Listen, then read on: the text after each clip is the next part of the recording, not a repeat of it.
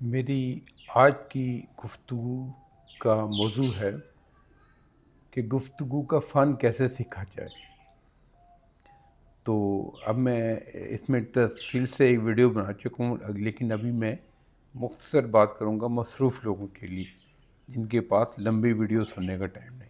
تو میں آتا ہوں مطلب کی طرف۔ سب سے پہلے تو کوشش کریں کہ کم بات کریں۔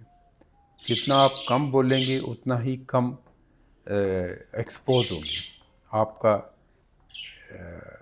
انر نہیں پتہ چلے گا، خاص طور پہ اگر آپ کی شیلو پرسنالٹی ہے، اتنا آپ کے پاس نالج نہیں، تو آپ کم بات کریں۔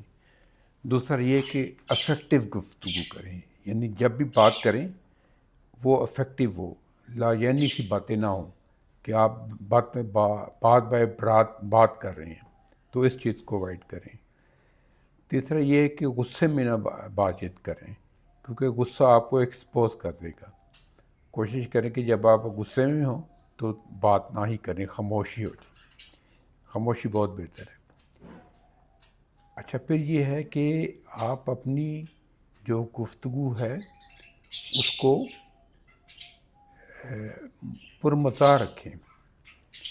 اگر آپ میں سینس آف ہیومر ہے، اگر آپ وٹی پرسنالٹی ہیں، آپ اچھی گفتگو مزاح کے ساتھ کر سکتے کریں، ورنہ پھر بہتر ہوگا آپ سنجیدہ ہی گفتگو کر لیں۔ پھر یہ کہ اس میں بناوٹ نہ ہو، وہ ایک بڑی ٹائپ ہوتی ہے، وہ کہتے ہیں ایئر ہوسٹس ٹائپ مسکراہٹ، کہ چہرے پہ بناوٹ، تصنع وہ نہیں، نیچرل رہیں، جو آپ ہیں وہی کریں۔ کیونکہ اگر آپ غیر ضروری بات کریں گے اور آپ کی مصنوعی اداکاری زیادہ دیر نہیں چلے گی، لوگ جج کر لیں گے۔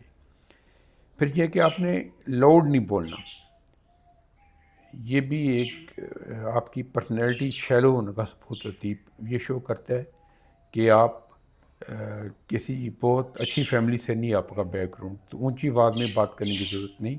اور پھر اس سے بڑھ کر آتا ہے ابیوزو لینگویج، یہ تو بالکل ہی اوائڈ کریں کہ آپ نے گالی گلوچ والی زبان نہیں استعمال کرنی۔ یہ آپ کا شو کر دے گی کہ آپ بہت ہی بری فیملی سے تعلق رکھتے ہیں اور آپ کا بیک گراؤنڈ بہت ہی ہلکا ہے، اجڑ اور گوار آپ کو شو کرتی ہے۔ تو آپ نے اس کو اوائڈ کرنا ہے۔ تو یہ چھوٹے چھوٹے ٹپس ہیں، جب آپ فالو کریں گے تو آپ کی گفتگو بڑی اثر انگیز ہو جائے گی۔